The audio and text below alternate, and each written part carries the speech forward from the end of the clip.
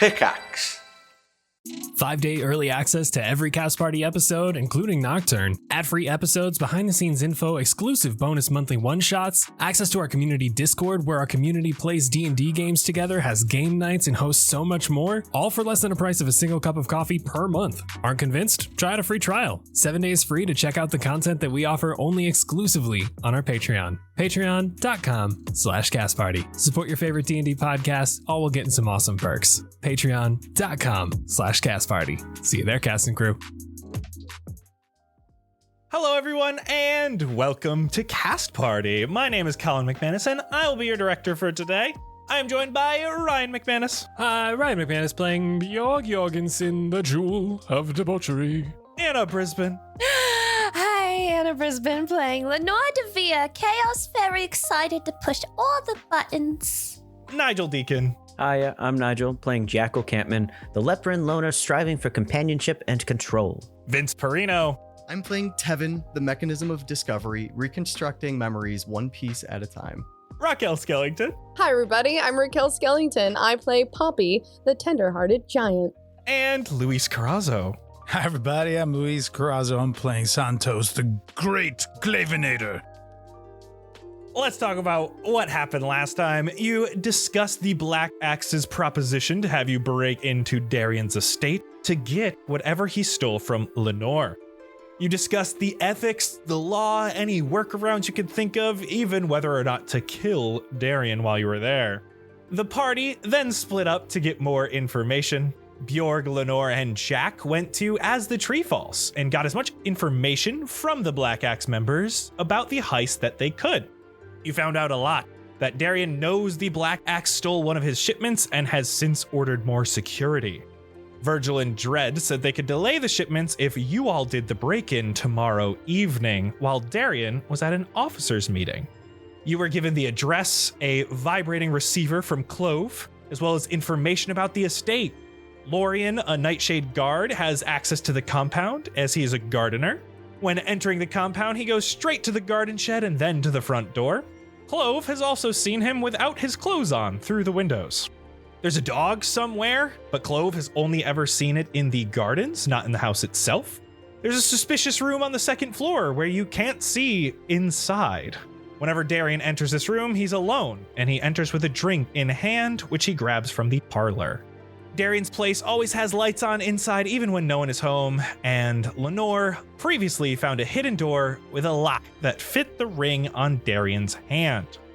Meanwhile, Santos, Poppy, and Tevin headed to Alkin Family Mechanics where they were locked out. Santos took note of some wagon tracks. Poppy took note of a window on the first floor that is blocked by something large and wooden, and Tevin shot a bullet through the front door.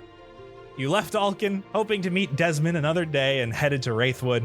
Poppy encouraged Marceau to continue working in the fields and to be brave, and brought the others into the house. The others were frightened, however, as mysterious things kept happening all around the farmhouse. Pops got Poppy a new boomerang holster, and Poppy showed you her quaint little room. Leaving the farm, you all met up at the Finger Trap with the others, where you decided to go through with the break-in the following evening. Now you have all sat at the same booth, gotten yourselves a drink of your choosing, and began to plan your entry. And so the scene is set. The question is, what are you doing to prepare? For this, we're going to do a little bit of in-game mechanics for this planning phase. Everyone gets tonight and the next day to do what they want to do to prepare for the break-in. For this, I just want you to basically describe to me what one thing is you want to do to prepare for tomorrow night. We will then have a roll associated with what you are doing. It will have a DC, and then you'll either pass or fail. Passing will give a benefit for the break-in. Failure will have a negative effect. So during this time, you're all sat around the table discussing potential options of what would be best things to do. Poppy is going to focus on her shoes and make sure that they don't make any sound. She's going to resole them softly so that they make no sound. I'm going to ask you to roll me sleight of hand, but I'm also going to ask you to add your proficiency, which I believe is +2. Okay, so I got a 7 So yeah, and then it'll be +2, so this will be a 9 total. Ooh. So Poppy, you have continually been working on your shoes. At one moment, you accidentally spill the last little bit of your wine all over one of your shoes. You can feel that it's already soaked in and gotten a little wet. Big hands getting in the way. That is unfortunately going to be a failure from Oh. Poppy. I would like to spend a long time druid crafting a bunch of bark and vines that's basically gonna be armor on my wings. It's gonna give like structure to like the edges of my wings. And so if I flap them really extra fast, I can already do this. I already have the spell Gust Barrier. Oh, So if I flap my wings real fast already, I can make it harder to hit me with a ranged attack, and I can like blast people back if they hit me with a melee attack. But I want to make it so that they also have disadvantage to hit me with a melee attack. But I imagine it's gonna take a long time, and I don't think it's gonna hold together for more than a day. You know what I mean? roll me Arcana or just a spell casting ability check. 7. You quickly realize, yeah, this looks really cool. It feels like it's gonna work until you start to try to fly again and you can't lift off the ground. There's just too much holding those wings down. Okay, I abandon it. We got 2 fails so far, guys. Okay, I'm going to jump in. We've been spending some time putting our heads together to try to figure out this plan. I imagine Santos witnessing Lenore struggling with this and then toppling over in a way where these things that you've done to your wings have not worked out. Something occurs to me as this is happening and as the stakes on this stakeout start to get higher. A couple things. I'll go to you, Lenore, and I'll just ask you to come with me. Maybe we need to put our heads together and work together on things a little bit more. Maybe that's going to help us. I pull out the document that was your papers, basically, and I'm going to walk us over to Jackal. I need your help on something. I feel like we need a backup plan. I lay out the papers, and next to it is a blank piece of paper. I am going to try to create a false document that says that we are legitimately at Darian's conducting an investigation as part of Carmina's internal investigation. While we're putting our heads together, this image of Lenore falling over, her wings unable to flap, her wings kind of stiffening up, and this look on her face of disappointment, it starts to swirl in my mind and it takes me somewhere else. I've seen this look on someone before. I feel like I've seen someone trying really hard to do something and it just not coming together. And on instinct, as a reaction, this like glowing light bursts out of me and links to Lenore and links to Jackal as on instinct, almost reactive, an emboldening bond is conjured between the two of you. As if just on autopilot, I cast Bless on the three of us. Whoa, what is that? What is this? I don't know. I don't know what's going on. I just kind of, well, better late than never. I guess this is going to help you. If you need to try again on something, I only feel like I've done this once before, but I know that it'll help. If I go invisible, would this go away or give me away? I don't think so. You want to try it? Disappear. Emboldening Bond basically gives you guidance and bless at the same time. It gives you a D4 to any ability check, any attack roll, any saving throw, but it's 1D4 per turn. Bless is attack rolls and saving throws, but it's continuous. So the both of you are now currently bonded and blessed. And I lay out the paper. I try to forge this thing. As I put the pen to paper, I'm going to cast guidance on myself as I start to focus, which is a concentration spell. So that bless starts to go away, disappear. But at least for a moment, you had a boon. It's so itchy. Ugh. Santos, you're trying to do some forgery. I am, and I'm trying to pull Jackal in to maybe help me somehow. Jack, what are you doing? As Santos calls you over. I'm kind of like looking over the paper and I'm waiting for Santos to start writing to see like what his penmanship is like, if it's accurate enough. I like almost imagine like grabbing the light from the emboldening bond, like just grabbing it and just like moving it over so that there's more light on the page. I'm basically like looking for points, like if there's finesse on a little A that he missed, I'll just like be pointing out the small details to try and get it more accurate so it's a little bit closer to what the typography is like. I'm going to have you roll me investigation. If you do good enough on your investigation, you will be able to give Santos the help action. You get an extra D4 for the next 10 minutes. So without the D4, it's a 15, 19. So Santos, for this, I think I'm also going to have you roll sleight of hand, and I'm going to let you do so with advantage. Yay. And I've got the guidance on myself. 21. That is a pass for Santos. Attaboy. You are positive that unless someone's looking at this for a while, they're going to think it's official. Bjork immediately takes note of the penmanship and the paper and the perfect little script. Fully silent, just closes his eyes and gives a nice little smirk and nod of approval, like, I'm so proud. I'm definitely breaking a sweat with this very careful activity. As we kind of finish up there, I'm going to approach Bjorg. Can you help me with my leg? Oh, yes. I've been meaning to take a look at that, actually. Great. Now's the chance. I want to be quieter, obviously, but I also, maybe I want to jump higher. Which do you think would be better here? Oh, that's a good question. I was going to say, seeing you bound through the trees, I think your jump is pretty good, but God knows we lost track of you near instantly, so quiet is also good. I can make you quicker. You can already jump, you can already sneak. How about some turbo speed? Oh, there's an idea. I think quicker sounds good. And I'm going to untie the ankle of my pants because they're kind of like those like billowy pants, but they're tied around the ankles to keep them tight there. I just roll up the one leg to expose the fully robotic leg below the knee. Reach down more towards your ankle and try my best to find some sort of spring or what you would consider tendon or something, and try my best to like just crank it near overclock it. So just tighten it as hard as I can. I'm going to ask you to roll me. I think I want a dexterity saving throw. You get an extra D4 if that's within 10 minutes of me doing the emboldening bond. That's not going to matter. I got to have nat 1. Oh, man. Buddy. No.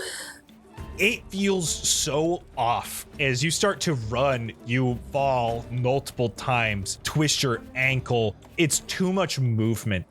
I think you did a good job. I did a bad job of handling it. It's a work in progress. I'm sorry. We'll try again in the morning. Maybe stretch it out. That seems like a good idea. And I like hobble back after he finishes and just flop onto a table, just face first. Being on the ground and just working on his ankle. As I rise up to my feet, from the table you see T-posing is Corvus, and Bjorg just takes Corvus, standing up and launches him towards a window, while immediately casting Bjorg's Belief Bewilderment, Thaumaturgy, with a flick of his wrist, and the window flies open. I'm going to have Corvus, as my action, try to get an aerial view of his house. Because I know the location now. You do. You have the address. Does Corvus have its own perception? If not, use your own. He does. I'm going to take his. His is better than mine. 12. 12 is going to pass, though you're not going to get as much information. As Corvus is flying around, you're able to find a couple different things here. A lot of what the Black Axe told you is correct. You don't see dog walking around the garden. The garden's pretty much empty. It doesn't look like there's anyone walking about here. How long are you having Corvus stay here? Probably not too long to raise suspicion. I would say like once he finds the house, going over once, swooping back, doing one circle, and then coming back. With that circle, there is a main doorway out the front. There's also a back door, and from the back door, through Corvus's eyes, you can see it almost has a doggy door on it. I'm going to sit down. All I'm going to do is grab one little utensil off the table, and slowly sneak it into my chest and close the flap and make 2 new bullets to then reload my arm. I'm going to ask you to roll me straight up dexterity.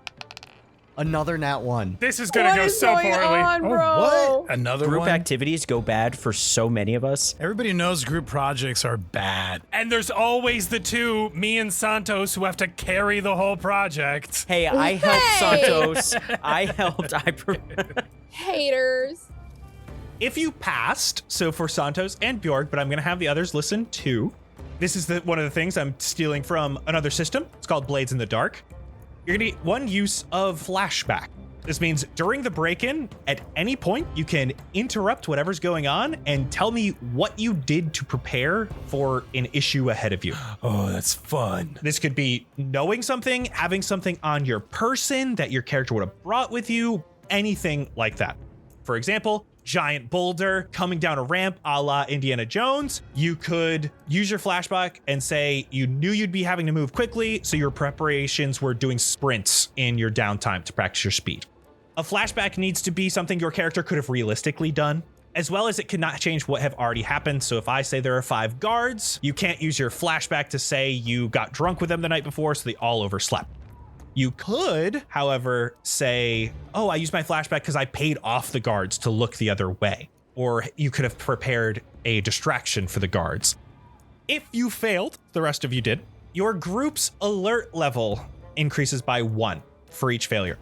For this heist, there is not a binary you are caught versus you are hidden. I have an alert level, which will raise. Depending on how loud you are or what you do to bring attention to yourselves, that's going to increase. So you guys won't know the scale of the numbers associated, but as alert level rises, so do the challenges and security inside the manor. If you failed, I will allow you to get a point of flashback. But by doing so, instead of increasing alarm by 1 for the group, you will increase it by 2 for each person who wants to gain a flashback. Oh, no, No ma'am. deal. Just the 1, please. I don't want it. I do. We have 3 people with flashback, Bjork, Santos, and Jack, and we have an alert level of 5. Bjorg, Yes? didn't you, Corvus flew just like you did. That was pretty good, right? yeah. I mean, he's always been able to fly, right? Sometimes.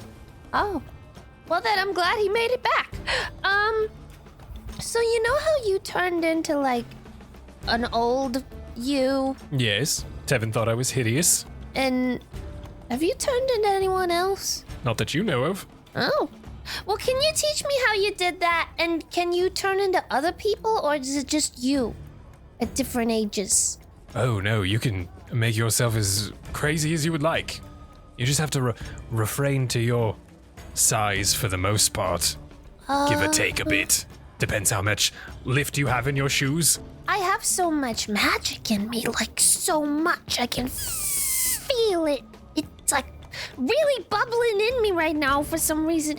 I just feel like I could do it if you gave me some tips. What I like to do, I use a lot of props, but my props are imbued with magic. Props? It's a lot of sleight of hand and makeup and everything, though I don't know if you need that. You seem a lot more attuned to the arcane arts than I am, to say the least. What I do, funny, up my sleeve, nothing, woof, and I wave my hand in front of my face, and now there's a white mustache instead. Slip of the wrist, but give it a shot. I don't know. Just focus. Do something to make you hide yourself. That's how magicians work. It's all sleight of hand and making you focus on one thing while you're doing another.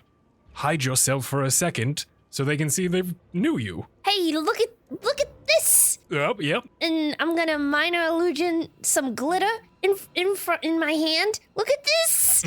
And I'm gonna wave my hand over my face and try to cast disguise self and give myself a white mustache. Oh, you did it! See, no props needed. Look at that. We match. And I do a little twirl. I don't feel anything. You can't feel it. No, it feels like my face. Oh, well, mine's real, so Yours is real, I slipped some dye pens up my sleeve. but you can see it. I do have one. You do indeed. just play around with that. Try something different. Try your whole body. I don't know. When you go to sleep tonight, close your door and then open it. And then the world doesn't see you anymore. And then they see the new you, you know? You wake up and you're different. How long does it last? I would say give or take an hour. Okay, so I should wait until we're going in. Yes, and then I'll take my suit jacket off like a magician, and then I can wave it in front of you, and then whoosh, or something. Some way to disguise you and get you away from sight, and then poof, new Lenore. Okay, cool. This will be fun. Yep. Also, imagine all the pranks. Even better.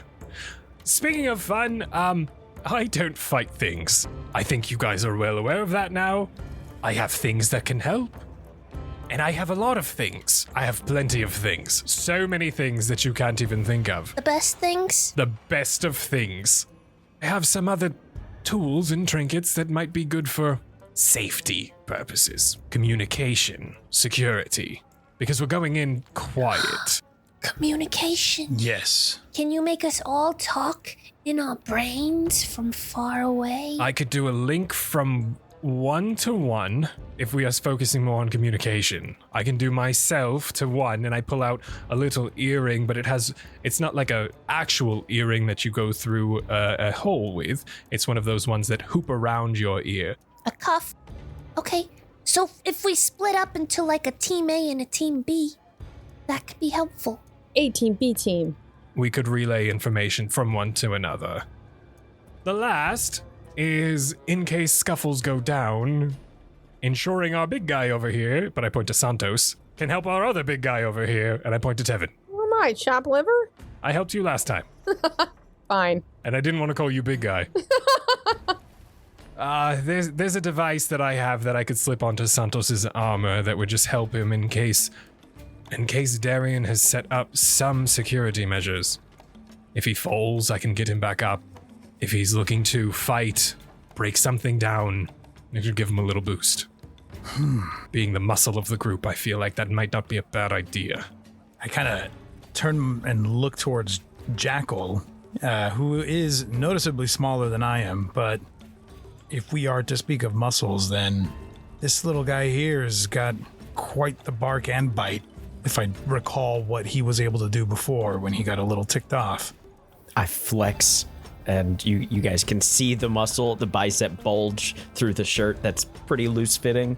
Wait, you can do that even when you're not angry? It's called a sleeper build. I move around a lot. Now, going up into trees is no easy feat, and when you're doing it 35 times a day, it adds up. That would mean Jack would have to potentially lead his group. Say we do split up. If he's comfortable being the front line and going first, discovering any traps or security measures that he might have around the house, it would be better off for someone who would go first. Isn't he good at that? I feel like, yes. But then there's the fighting aspect, which is, say you want to wrestle someone down, that would give Santos a boost in grappling someone to the floor, ensuring someone doesn't get away, anything like that. Jackal can also wrestle people down. Listen, I'll be totally honest, okay? I made the thing to stick on the back of Santos's armor so there's a magnet on the back. I'll just have to work it out over the night, which is fine, but I can come up with a solution before tomorrow morning. Okay. You mean you made it just for me? Yes. Oh, well, I did make it for you in mind, so there's the thought of it all. But I can tweak it. I'll make yours better next time. This is a prototype. We'll call it prototype. You protected me. I was thinking of a way to ensure you keep doing that. well, yeah, I'll keep doing that as best as I can regardless. But you bring up something pretty important, I think. And I start to like tap at my metal armor. Some of us are not very quiet naturally. If people need to really sneak in, and if we're thinking of different groups going in different waves, maybe the sneakies go in first so that those of us that are not don't blow the cover. You got it. You don't have to ask me twice. And I think the groups are pretty obvious when it comes to that. Santos, Tevin, you guys can handle me outside and help me set up security measures while the other three dive deep in, and I'll give Lenore the cuff in case she goofs, and we'll have relay back and forth in case she needs us. We can swoop on in. You guys are much faster than me anyway. But if need be, we can get there. Sounds good. Is there something that we could do beforehand, set up as like a diversion? Something that can go off if we needed to, outside of the building. Set fire to the garden. I can do that. No! They seem to really curate it. I don't think arson is a solution. If we're breaking and entering, arson's right there with it. And it's just a garden. Shall we hit the hay? I gotta wait for these shoes to dry out anyway. Poppy size. Call it a day and meet back here in the morning. We can set off. I guess so. Yeah. Sounds good. Thank God I need to find a better place to sleep. I mean, you can crash over here. I mean, there's plenty of room. At the finger trap, Santos. At the finger trap. Not here, at the Nightshade Complex. At the Nightshade Complex, Santos. At the Nightshade Complex. Or you could stay at the farm with me. The floorboards may be a little creaky, but you're more than welcome. Nightshade it is. Save money for the night. Avoid the creaky floorboards. All right. Good night, everyone. See you bright and early for some... Oh, I'll see you B&D before a B&D. I waddle out of the room, just very proud of my little joke. I do have one thing I want to do before bed. Whenever Santos brings me back to the Nightshade thing, his little complex, I will make myself all comfy on the floor. First, I am going to take the device that Clove gave me, because it has to charge in the moonlight, and I'm going to rest it on his windowsill before bed. And then, at least until bedtime, I would like to tinker around, look through my charts and my schematics, my dimensions, and try to recreate another ring as quickly as I can. Sleight of hand plus proficiency. Oh, 22. You are able to do so tonight with whatever you have. With that, we flash to just outside Darian's estate. You all have taken Clove to a nearby lookout position where she can see through the trees and over the fence into the gardens to warn you if anyone is coming. Bjorg, you are the one who's going to be holding onto that receiver. She tells you as soon as she sees someone that's not one of your group entering the gardens at all, she'll set it off. You all get eyes on the building. A 2-story structure, blue roofing, and beautiful stone walls. Out front is a beautifully tended garden with trimmed bushes, beautiful flower beds, 4 man-made ponds with lily pads and fish, a garden shed, and walking paths all meshed to create a very serene and beautiful setting. The entire property is surrounded on 4 sides by wrought iron fences. They're decorative, but tall enough to keep out most troublemakers. The house itself is quite large. There are lights illuminating the front pathway to a single metal door at its front, and you can also see lights coming from inside the building, just as the Black Axe members had mentioned. And Bjork, from last night to today, it looks like this place is much more illuminated. You also can see a bit of smoke rising from one of the chimneys. Just a heads up, there's a bit more activity today. Lots more lights on than I saw last night through Corvus. Oh. That is something to be aware of. I don't know if that means more people inside. Regardless, Lenore, I'm gonna hand you over the earring cuff. There's a little emerald on the inside that slips in your ear, and then a little red gem that hangs down like a teardrop. Oh, okay. You hit green to talk, click the red to hang up. Green, red, okay. That'll go right into my brain, so please do not touch it when you scream. Do I have to talk to make it go, or can I think it? It should be able to read your thoughts. Ooh. Okay. And Jack, I realized magnets are magnets. I just built another one, and this goes inside your shirt. And we're 100% sure we want Lenore to have the microphone. Yeah. Lenore is 100% sure. Yeah. The only thing that can hear you, it's just going to transmit to the one that you have, right, Bjorg? Correct. All her intrusive thoughts, if she pushes that button, they're going straight to me. Oh boy. Yeah. I got bad news, guys. Termites, not an option. Oh, It's a stone house. Oh, you're right. that makes sense. So we gotta reevaluate. Also, before we get on the property, I'm gonna try to.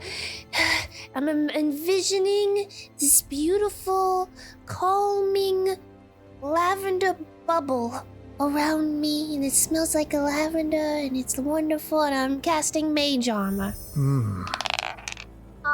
But something happens. Oh, no. Wow. Oh boy. Roll me a D100, please. Guys, I'm gonna make this more relaxing. Hold on.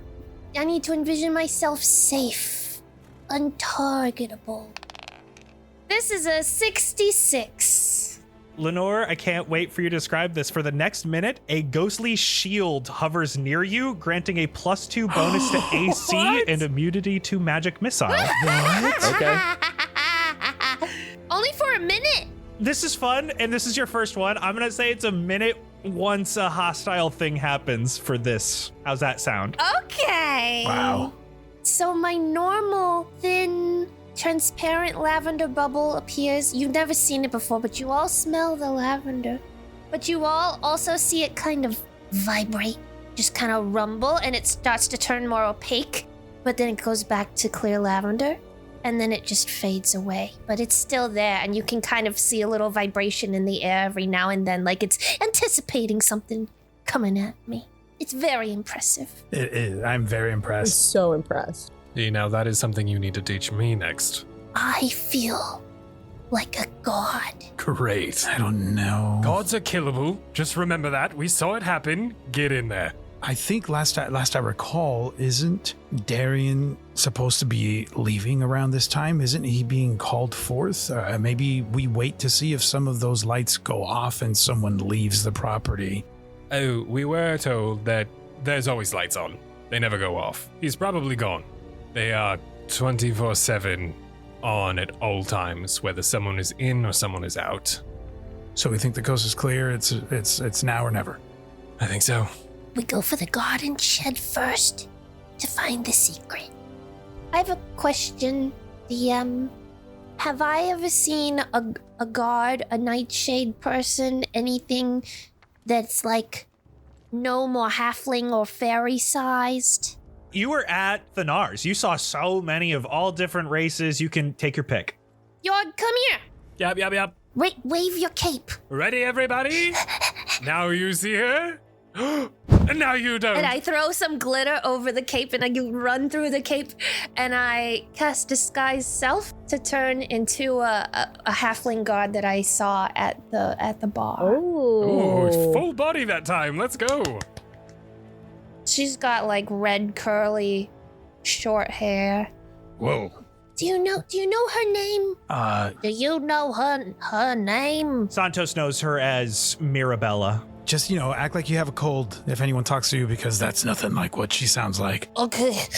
My name, what's her name? Mirabella. Mirabella. That's a bit hard to say when you're congested. Mirabella.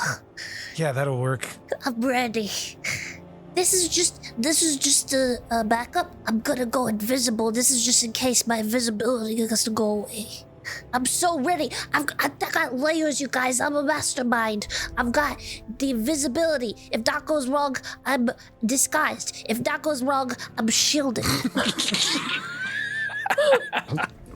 If that goes wrong, termites. If that goes wrong, fire. Oh, God. We got plans A, B, C, D, E, F, G. Oh, F is for fire. I like that. If we're Team A and Team B, where is Team B going to be? Where are the loud ones? The clinkety clackety ones? I think we help them get to the garden shack, and then we find posts about the garden while they enter. We have to be close enough to the house just in case something happens. That we get in. But we don't want to set off anything in the house. If we can stock ourselves in the garden, set up our stuff, if you guys don't mind helping me get it all prepared, I think we have a real good chance of them getting in and out of that without even being seen. Right. With that, the priority of this assignment is really theirs. They're the ones that need to get in, stay hidden, get everything that they can get. We're ensuring they have time. Okay. Then let's get into position before you all move into the house. and I'll start to head towards the shack. You guys are outside this wrought iron fence. It's very easy to climb over. So you all have found yourselves in this garden. Right before climbing the fence is when I would cast invisibility. Don't forget about the dog.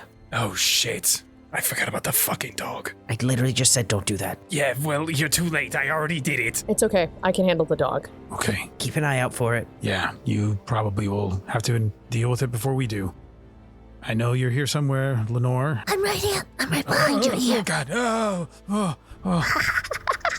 You couldn't even hear me or see me or nothing. Don't do that. But can you smell the lavender? It's nice, right? I can. It's very nice, actually. Yeah. Okay, so it looks like we're about to split apart. I'm going to walk up to Poppy and Jackal. Staring at this mansion, this building that we're about to break into, and now knowing that I've done this a couple times, I'm going to try to this time, for the first time, deliberately activate emboldening bond. So I go up to the both of you. I put one hand on each of your shoulders, and Santos will close his eyes, and in my mind, I'm just hearing the sound of Lenore saying, as she was putting all these layers of protection and invisibility and all this stuff on herself, I could just hear her saying, I just need to try to be safe. I'll say to the two of you, just be safe in there. A burst of light almost leaps out of Santos's chest and into yours, and there's like a tether of translucent light that comes in and out of existence, almost like dancing in the air, and then it disappears, but you can feel this tether between the two of you. If the time that I spent last night trying to understand what this is about, if it served me right, then just stay close to each other and you'll feel each other's presence. It'll calm you and it will help. Thanks, Santos. Stay safe out here. Slap him on the back as I move past him. Jack, just for your purposes, you have the armor of magical strength. It has 6 charges. When you make a strength check or a strength saving throw, you can expend 1 charge to add a bonus to the roll equal to your intelligence modifier. Pretty sure that's negative, so I was going to see if Colin would let me do mine. Or as a reaction, when you would be knocked prone, you can expend a charge to not be knocked prone. Oh, okay. Yeah, my int is 0. I figured. So I was wondering if Colin would let me do mine. What's yours, Björk? +4. We'll average it to 2. That works. All right. Then I'm going to attempt to stealthily approach the shack. I don't know if there's like an edge that I can follow or bushes or plants that I can crawl near, but I want to be quiet and stealthy. For everyone right now, let's all roll stealth, and we'll just have one group out front, and you guys will keep on jumping between the groups. Bjork had a brain blast. He's going left while they go right. Fuck. Because of Bjork's brain blast, I'm using my inspiration on that stealth roll. That's so much better with a nat 20. Let's fucking go. Nice. I got it at 22. Ah! I got a 17. And you can add a d4 to that, Poppy. I got 21. 21. And same thing for you, Jekyll. I got a 21 with the D4. 21. I got 18. Oh, I'm glad everybody else did well. I roll at disadvantage because of my armor, and I rolled a 16 on one die and a 4 on the other for a total of 7. Someone's nervous. Someone's nervous. You all start moving closer and closer to the garden shed, and it's very easily accessible. There's a small wheelbarrow in here. It's just easily able to push the door open. There's no lock or anything on it. There's some larger gardening tools like shovels and hoes, some boxes and old planters, bags of soil, sink, all the stuff a gardener might need. Jack, roll me investigation, since you're the first one here. 11. And you can add a d4. Oh, 14. You very specifically were thinking just last night, it's got to be a necklace of some sort. That was your specific wording of, oh, maybe it's a necklace. And on the wall here, you see a bunch of thin chains, which each have a green diamond-shaped gem at the end of them. They're hung up on pegs on the wall, and some of them have smaller gardening tools hanging from them. They almost have a socket that the gem goes into. It's almost like a magnet, and they very much resemble necklaces right now. Ah. Is there anything in the shed that looks like particularly disturbed. Like, not like gross and weird, but like something that is obviously been moved a lot or is like maybe a little bit more tarnished than something else. I know it's rough in a gardening shed, but You see there's a bunch of hooks that all have what look like thin cords with that green gem on them. Most of them look pretty much undisturbed, including all the ones that are here. All the way on the right, closest to the door, is one hook that currently does not have anything hanging from it. The inside of that hook looks to be a little bit weathered, like something's grabbed off and on quite often. I think Loverboy is inside the house right now. What if these are all keys? Like, why are all these other ones here? It's a good question. They could be. They're all like day passes to get into the house or something. This is the only one that's like really tarnished. It's the one that's been rubbed off the most, so I don't know if these ones are used nearly as often. They could be just throw off the scent. But if it's gone, it's worth a shot to grab one, right? Yeah, it's not a bad idea. I'll grab 3, pass them out. Yeah. Yeah, I take mine. Even from here, Jack, just looking from the garden shack at the front of the house, other windows you can see lights in, and there's a little bit of reflection of the stars above. In the window to the right, it's a pure dark sky. You can see the orbitals clearly. You can see the moon shining. It's like a weird reflection. What do you think our chances are of being able to get in there? 1,000. You could try. It's on the second floor, so like maybe 10, 12 feet up. I can do it. I can scale the walls easy. Maybe that's our way in. I'll do it. Poppy looks up to like survey the walls. How are like the bricks looking? Everything here is very well taken care of, but there seems to be handholds. There's a planter in front that you could start to stand on. There isn't a window right directly in front of you, so there's other things here that you would be able to climb relatively easy. All right, she does her thing, and she starts to scale the wall, being as deliberately quiet and quick as possible. Can I say one thing? Yeah. I would have given Jack the replica ring. Yeah, so Lenore and Jackal each have a key. Do I need to roll? Roll me acrobatics. You're going to make it up no matter what. This acrobatics is more about how quietly you can do it. An 11. You get an extra D4. Oh, that's right. I keep forgetting. I will always remind you. Oh, and I got a 4. Nice. So I actually got a 15. Very quietly scale this wall and get up to this window. Looking through, there's this darkness. Reflecting behind you is trees, and it is the other buildings around, but you don't even see your own face in the reflection. Just quickly, off the back of her head, Poppy's like, and takes a scrap of cloth from her cobbler's bag and ties it around the bottom half of her face, like so her nose and mouth are covered. Well, she tries to open the window. You attempt to open the window, glass sticks for a moment, and all of a sudden, window lifts open. That darkness was behind the window. There looks like there is a black film that's shiny and reflective here. Oh, can I see through it with my night vision? You don't see into a room as you're looking in. She sticks a hand inside slowly. As you do, you feel almost like a cooling sensation, and then your hand hits another pane of glass. Poppy sticks half her face in. Jack, what's your passive perception? 13. Lenore, what's yours? 8. Oh boy. Woof. As you push your face to it, you can't see anything because it's just all of this darkness and then another piece of glass. It feels just like the same window you just opened. So there's another window behind the window.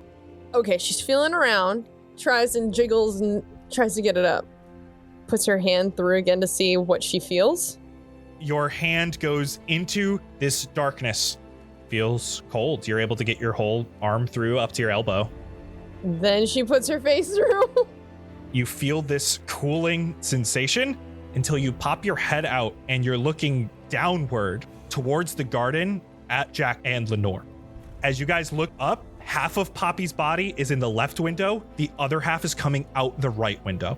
What the hell are you doing? I'm trying to get in. What did you do? I opened the window. How do you... Are you a noodle? I hope not. Okay, just get down from there. Let's try something else. This doesn't look like a good spot. She pulls herself out, shuts the second window, and then shuts the first window. And this time, Jack, as you're watching, you see her hands go through the darkness, just the palms of her hands to close the other window, and the window closes on the right side, and then she comes back out and pulls the other one down. I'm gonna push the green stone. Poppy turned into a noodle. Over. I go around back for 1 fucking second, and this is the message that I get? Over. She's back to normal. Over. Thank you for the confirmation. Sorry, over. What if we just go in the front? I mean, what's the worst that can happen, right? Yeah. We put on the necklaces, we go in. Sounds good. We're right here. Sneakily sidle on up to the front door. Give me an investigation check. With a D4. Oh, that's good. That's some good shit right there. 21. As you walk up to the door, the hair on your back stands up a moment, but as you get closer, you almost feel the gem on your chest vibrate, and that static goes away in an instant. We were right, I think. Going in. Bjorg, we went in the garden shed and we got these necklaces. There's a bunch of them, and they seem to work to let us inside without it going bing bong, bing bong. So if you guys ever need to come inside, just put on the necklaces from the garden shed. Over. Noted. I am worrying about the back door, so hopefully no one will be coming in that way. I don't know where the dog is. I'm hoping to either keep it in the house or just ensure your safety. Otherwise, I will let the others know about the necklaces. Over. Door opens, and you're able to get inside. However, I want to check in with Bjorg, Santos, and Tevin. As everyone split, you would notice his absence. He immediately went left. His brain perked up, you saw him go stiff, and he immediately beelined around the western side of the house towards the back door. If you were sneaking away from us without wanting us to notice, then that would be different. If I see you going off to the left, then Santos is already behind you wondering and ready to chastise you for going off script. You just hear Santos slowly coming up behind you, and he's saying, where are you going? We weren't supposed to go this way. I know, sorry. It seemed like they had the shed all figured out. The back door. Corvus, last night, soaring around, saw a doggy door in the back door. If they have the front covered, Clove has herself in the tree. She can tell us if someone comes in the garden. We have more security towards the back. Those are the only 2 entrances into the house. If I can set an alarm as low on the door as possible, I can trigger the door and the doggy door at the same time. So we know if the dog either comes in or out, and if someone comes in or out. Okay. I just have to get back there safely. Wait, come here. And you can see that I'm hesitating moving forward because I'm loud. Just give me, reach out. And I reach out my hand, touch your hand with mine, and I'm going to give you guidance. Whatever it is that you need to do, you just be careful and do it fast. What did they say? I heard you talking to Lenore. What's their update? If we need to go inside, run to the shed, get some of the necklaces. I wish I had more than that, as well as details, but that's the only way you can enter. Oh, and I don't know if you saw, but apparently Poppy turned into a noodle. That's all I got. Oh no. I don't know what it means either. I was hoping you might. Okay. If you want, gather Tevin, maybe start on some safety precautions, whatever you think might work. I'll go get those necklaces and make sure that they're on us already in case we need to go in that place. And I'll start to walk away towards the shed. I am going towards the back door, clockwise around the house along the western side, as quietly as I can, sneaking up to the back door, casting Bjorg's blaring buzzer, as I just take a small little thread and tie it from one end of the doorknob, zigzagging down, and then going across, but more towards the bottom. I'm casting alarm. And then I run back counterclockwise around the house and try to meet up with Santos and Tevin after they finish what they're doing. I'm just standing right where we were when everybody split off. Where did everyone go? Santos, you're able to make it to that garden shed, and you do quickly find these same kind of chain things, and now there's 4 missing. I'm going to take them all. I'm not going to leave any behind. While I was on my way there, I was hoping I could do a scan. I think I'm just going to do a quick look at the path, the dirt path that leads towards the gate entrance into the gardens. I just want to see if there's any footprints, if I can see a number of footprints that have exited or entered. I'm just doing a quick little check-in, see if I notice anything. I'll have you roll me investigation. While he rolls, Colin, just to let you know, for my alarm, I am designating all of us to not trigger it, and all of us can hear it. It will only be audible to the 6 of us, and I will relay that to Lenore. I rolled a 1. No! Oh my god, so many ones this episode. What is happening today? Oh. Looking around, Santos, you quickly realize just how well maintained this garden is. Even tracks aren't kept for very long. You do, however, look about and you turn around. In this pathway you were just checking, you see a frog. Nice. Hell yeah. Hell yeah. Okay. It popped out of one of the nearby man-made ponds. Hello, as it ribbits at you. What? What are you doing here? Seven, as you're standing guard, you look over and you see a frog.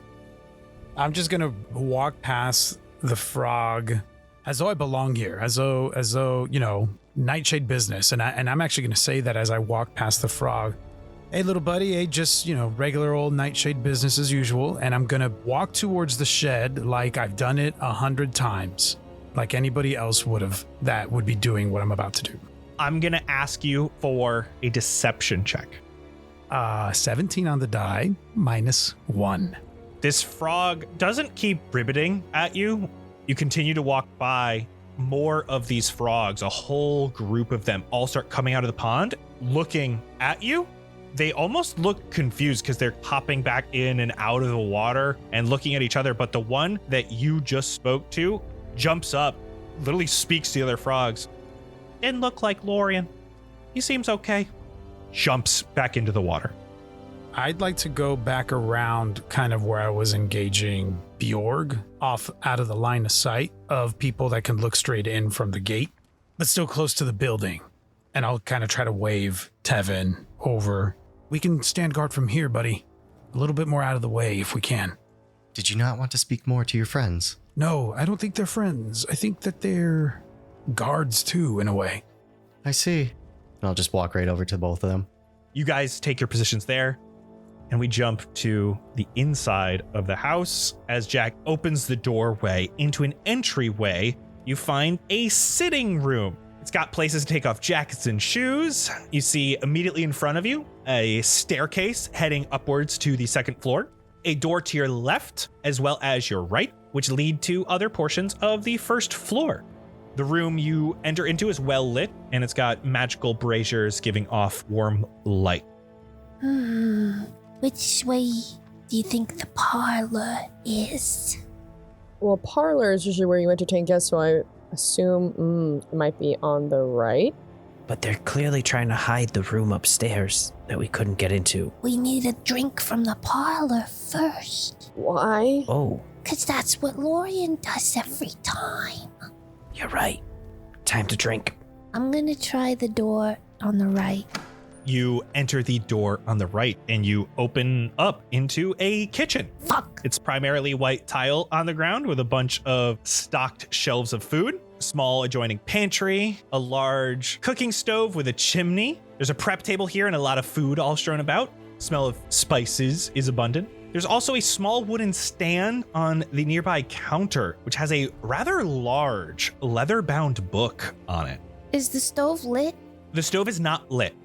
It's not a parlor, it's a kitchen, but I see a book. It looks important. I'm just gonna grab it and then we're gonna look for the parlor. What's their kitchen in the front of the house? I don't know. It's weird, right? Weird. Not where I thought that would be, but okay.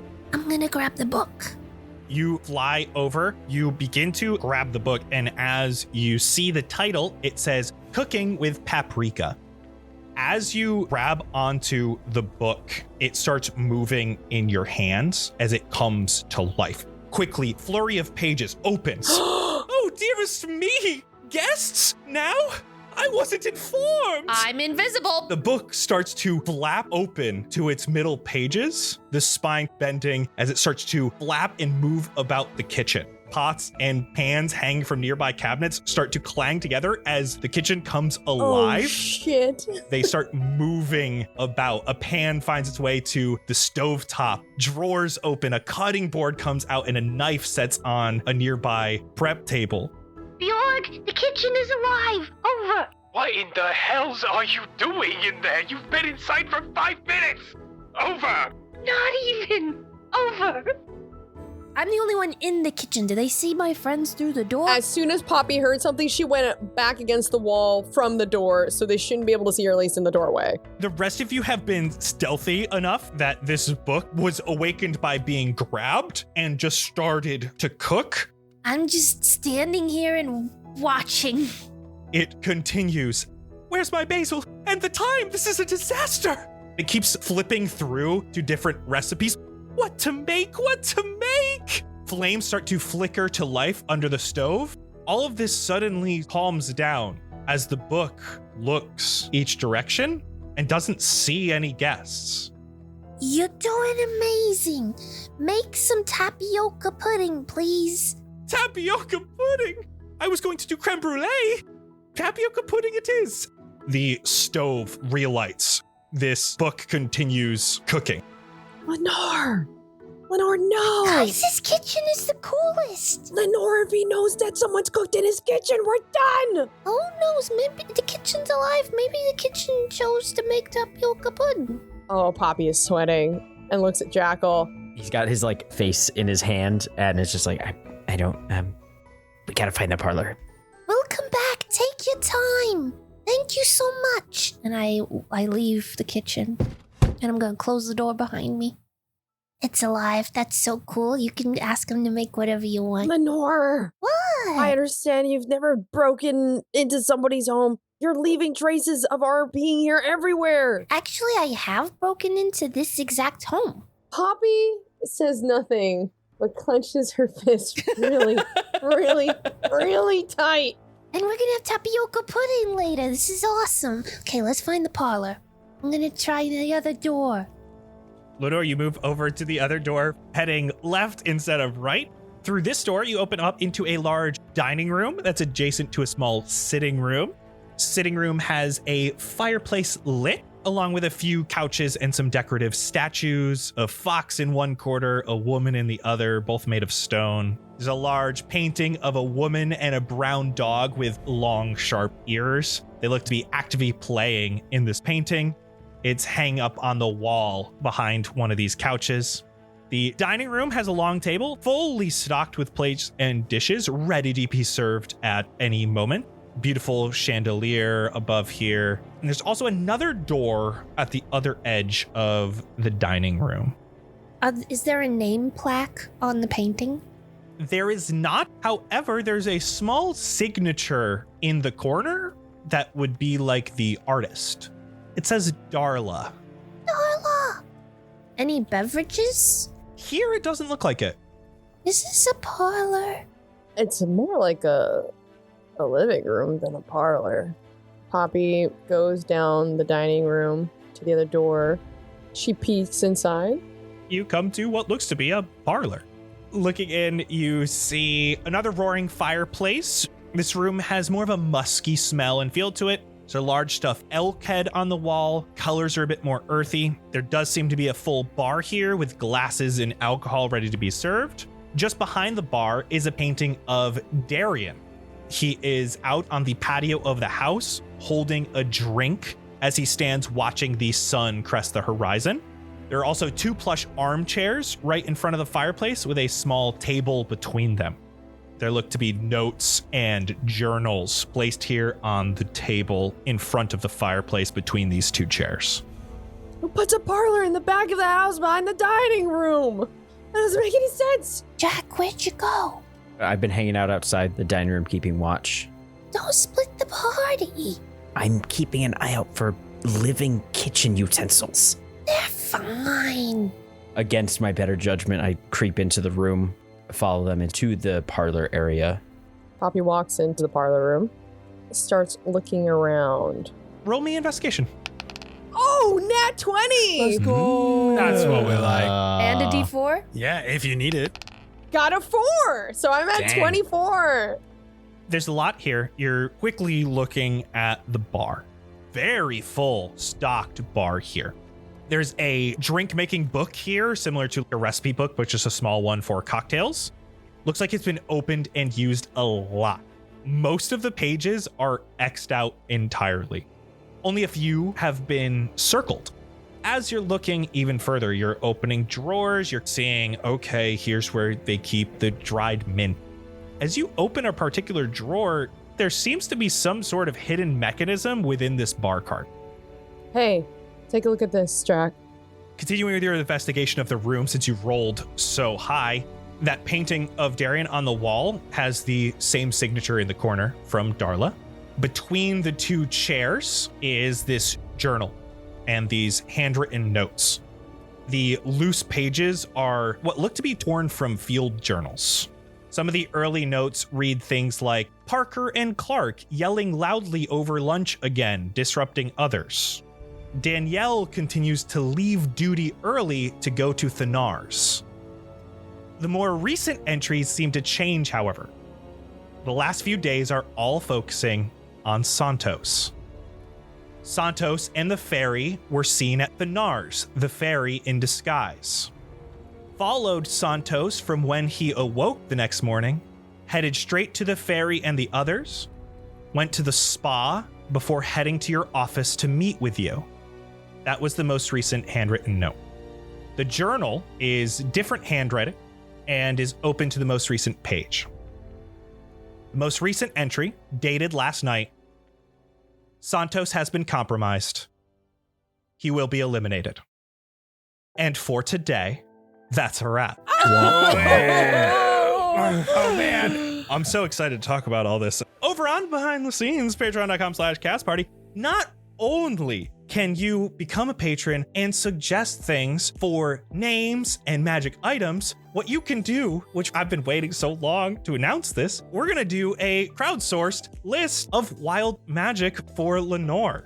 If you are a patron, you can now request wild magic searches for Lenore, and we're going to fill out an entire table, hopefully see a bunch of fun patron suggested stuff. And with that, we're going to talk all about this episode over on Behind the Scenes next week, patreon.com/castparty. Okay. Bye-bye. Bye. Bye. Bye-bye.